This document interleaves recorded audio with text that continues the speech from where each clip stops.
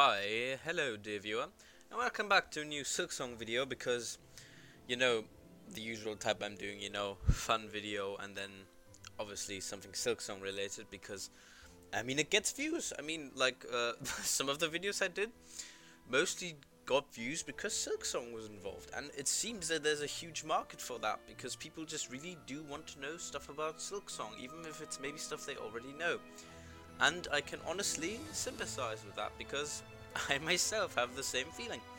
So today we're looking at a Google document which one of you sent me. His name is Dark Vector, I think, and I wanted to thank him in earnest for sending me this because this is incredible, and it's honestly it's basically a giant Google document, like over 100 pages of everything which we know about Silksong. And when I say everything, I mean everything. It goes from the plot to the NPCs to bosses, characters, locations, worlds, dialogue, characters. It's incredible, honestly. I maybe said characters twice, didn't I? Well, whatever. It's incredible, honestly, what has been collected here. And whoever the author is, I don't know, but honestly, huge credit to them. I will link it down in the description below. You can look at it. It's honestly incredible. You can see on the side here, basically, it goes through the plot and the different motifs that are in the game, like the bell or the symbol Falun, which we discussed. And honestly, when I was looking through this thing, I was expecting like many things to, surprise me, because obviously I have been quite doing my research, but I haven't been that extensive. But honestly, a lot of the things I talked about in my videos are actually here, are represented here. Obviously, of course, a lot quicker you can just read through them than me discussing them. Obviously, he doesn't have all my theories, which I talked about here, but he basically has the giant gist of it, and many things I already talked about, but I left a few things out about Silksong, which I wanted to discuss now, which you can also discuss in the comments. So I decided on 4 things, which is first Silksong, which we haven't discussed. Like, we have discussed it a bit, but I wanted to discuss it another time. Then mechanics, because we didn't talk about moveset and all the different stuff. Then tools, because we haven't gone through each tools and stuff, because I haven't really talked about that, because it wasn't really plot relevant. It was more like gameplay relevant. And then the last one I wanted to do currency and crafting materials, and then just give my whole review of the thing, conclusion.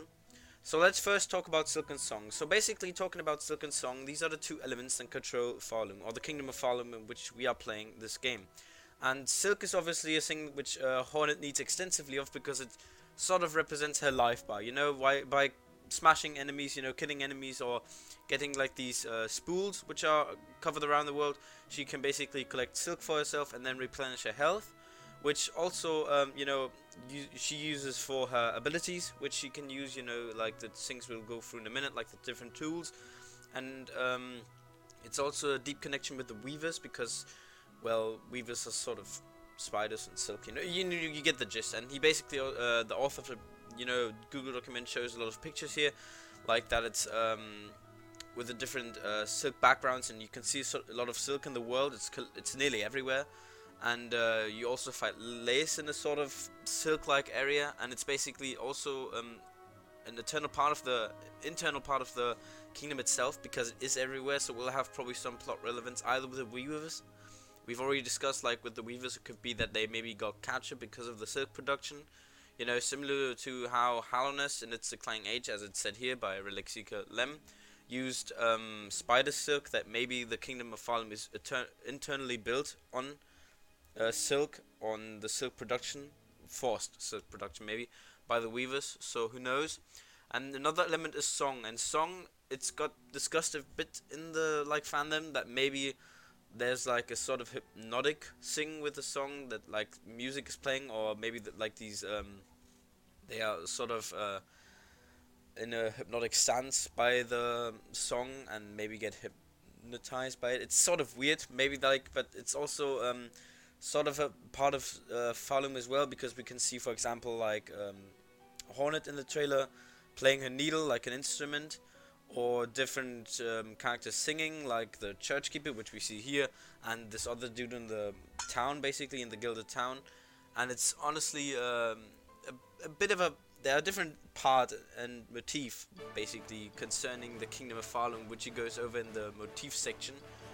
Bells, the Falun symbol Falun, the cult, the silken song, the sort of religious appeal that the whole kingdom has to it, with the pilgrims and the the cold as mentioned, and you know, it has different sort of areas, which might be a bit too much for me, honestly, because it's like there are really a lot of aspects which could be connected to something, and you're not really sure like if all the motifs are really that important, or if others might be more important, because bells are obviously very important, because we saw, for example, like this magical bell which he did at the end of the demo of the Deep Dog section. You could activate that bell, and then as soon as it would be activated, it would show a seal of binding, and then you could sit down on a bench, because a bench came up right afterwards. So that's probably going to be a big part. Maybe you have to activate some bells to progress in the game further.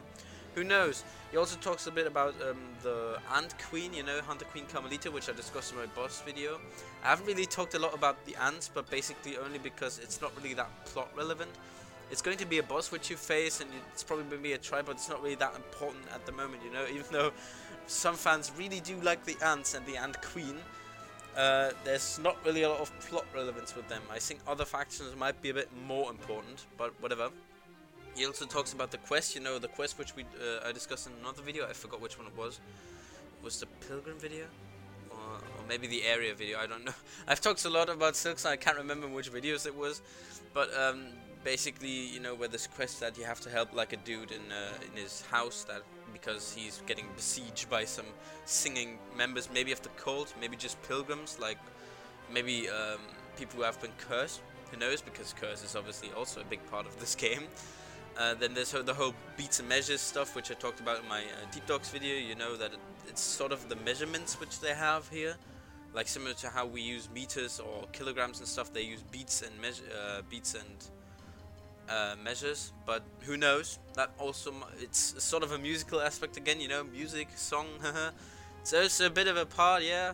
Then we go over to the mechanics, because I haven't really talked about Hornet's moveset a lot, but it's going to affect the gameplay very much, because Hornet is a vastly more agile character than the Knight was. So the Knight obviously could dash, and he could do his whole screaming stuff, and his shooting, like, I don't know what it was, but you know the gist of it, you know. But he wasn't really that, he couldn't do a lot with his body. He could jump, he could pogo, he could dash, as I said, he can strike. I mean, that's basically all stuff which is pretty okay. But Hornet is much more agile and a lot faster than the Knight. She can do like a lot more stuff. I don't know if she's going to be able to dash. Maybe it's going to be like an ability. But she's got like the walking, yeah. She's got the running and the jogging, yeah. And she's got sprinting. Like, for example, when you see in the trailer, like she hits like the enemy and then sprints, and then she just jumps over like a ledge. It's incredible. Dash, obviously, as I said, dashing. A long jump. That's basically the scene which I was talking about, you know, where she jumps over like a pit. It was incredible. She can grab ledges, she can lunge, she can slash. And she's got the aerial lunge, you know, like she lunges kind of sidewards. It's not really like down or up, it's more sidewards, you know, towards the right or left. She can air dash, she can grapple, she can wall jump, she can do a lot of stuff, which is going to be important, because you have to traverse upwards and not downwards, you know, because going upwards is a lot harder most of the times than going downwards, and she needs a lot of abilities to progress forward, obviously. As we saw like in a few parts of the trailer, for example, there were like these bells which are on the wall, and she has to strike like the bells by this aerial stuff, and then she just jumps, strikes another bell, goes upwards, strikes another bell, goes upwards. So there are going to be probably a lot of jump and run elements in this game, like jump and run areas where you have to traverse through different mechanics, or can maybe use different abilities which you have to traverse forward, which is going to be a lot harder and maybe a lot more fun. Who knows? People really did enjoy the jump and run elements in the first game, so who knows? She's got the spider dash, which might be a bit of ability, I don't know, could be. She's got the needle throw, she's got the Gossamer Storm, which is, I didn't know that was a name, but okay. Binding, as I discussed, you know, replenish her health as soon as she has enough silk. She can replenish free of her lives. She can parry, which is also going to be important, because it makes fights a lot more like just in general, the fight system in Silksong will be a lot harder and a lot more complex than the first game. The first game was basically just aside a few enemies. It was just hit them, go away, hit them again, maybe wait a bit, wait for their attack, hit them again. But now, like, the enemies can move upwards, downwards, they can strike you, you can parry them, you can lunge backward while they'll lunge backward as well, and they're going to be probably a lot more complex and harder fights. For example, like the 3 enemies, which we had in the last blog post, you know, from the vault, I think it was. Well, vault was what we called it. You know, the 3 enemy types from the scholarly suit. They're going to be like 3 enemies, maybe. Some have said they might be a boss, which I don't believe, because then why would they call them enemies? But whatever. It could be that they're bosses. It just would strike me a bit weird, but maybe. Like 3 enemy types at the same time, and maybe they all have their different sort of abilities. That's going to be pretty hard to combat. She's got the needle strumming, as I discussed, you know, with the song aspect, that she can play a needle as an instrument, maybe to unlock like certain areas. So maybe if the church keeper teaches her to play her needle or something, then she can maybe access like the blue doors which we saw in Moss Grotto, or maybe other parts of the map or something. It's probably going to be at least some worthy of gameplay relevance. She can taunt, and now we come to another aspect, which is the tool system. So Hornet has tools. She can make her own tools and craft them, and she can equip them with like sort of different types, you know, of tools. She has it's called crests basically here, and there's sort of different crest types, and you can use your different tools to equip them. For example, we saw a lot of them already. He describes them in a moment. I'm going to show the pictures in a moment, but what we can see from this picture, basically the pin pillow in the left corner, which you can equip, which basically explodes, you know, like a sort of hand grenade. Then the spiked wheel, and then next to that one, probably the syringe, the blue syringe, the lifeblood syringe, so you can maybe get some lifeblood on you. Up above the lifeblood syringe, I don't know what that might be. It might be like sort of swords, or maybe something you can throw. Then there's obviously the little flying bugs, which might attack your enemies and stuff. Then there's the spiked thing, which you can throw, and then also hit it and then jump over it, you know, also sort of like a movement ability. And above that, maybe she can grow spikes out of the ground, like in the upper right corner, or probably some other things, is like throwing her needle or throwing like a little knife, who knows.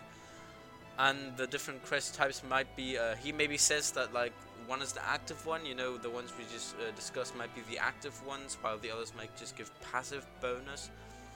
For example, the blue ones, which we see under these things we just discussed, like the Weaver mask, might stand for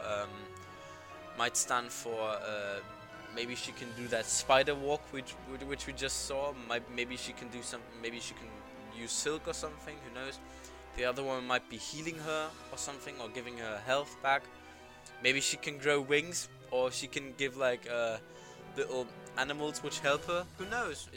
Everything is possible basically. And then the yellow ones, we can hardly make them out here, but it seems that they are also different. They look a bit differently. Like one thing looks like with horns and stuff. It's hard to make out, honestly. And he discusses them here in great detail. You know, Hornet uses to pogo up a higher area. The spike ball, which we said. The pin pillow, which you can attack enemies, which is honestly very brutal. And the familiars, he calls them. Maybe they work with Hornet, you know, by attacking enemies, as I said. Then the shiv, he calls it. Yeah, the short blade, which we saw up here. It might be that one. Then she can also throw 3 of these, which is a different ability than the lifeblood syringe, which we discussed. That it gives her 2 back, maybe 2, and maybe more. Who knows? Then the spiked wheel, and then he also goes into dialogue. You know, that Hornet can talk, which is also going to be a very important aspect, because Hornet talking is going to make the game a little more, you know, lively. Because in the first game it was basically just the night listening to other people ramble about different stuff, which you might care or not care for. Zot. But in this game, you can actually talk back to people. If they're being a rude asshole, then you can basically say, hey, you're being quite of a dick there.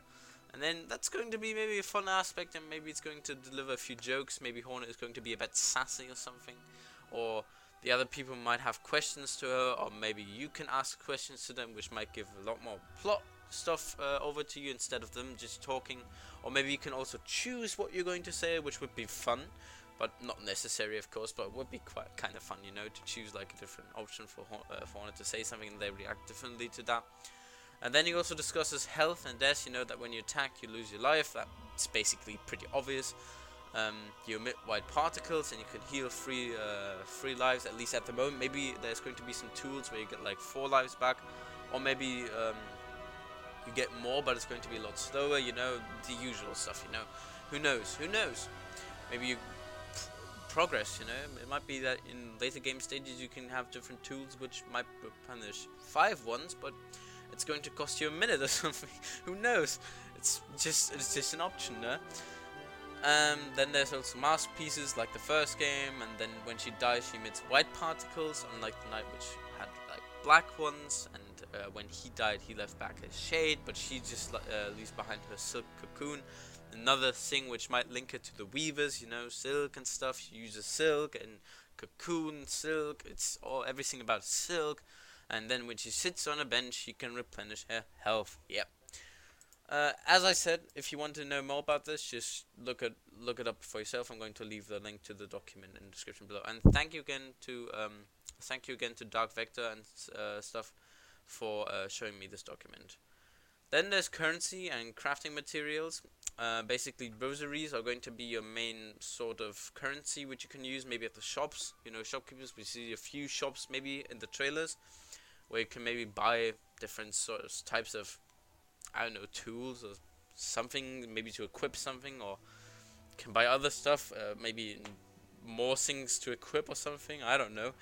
Then there's also other things like shell shards, which you can collect to, you know, replenish your weapons and tools, I believe.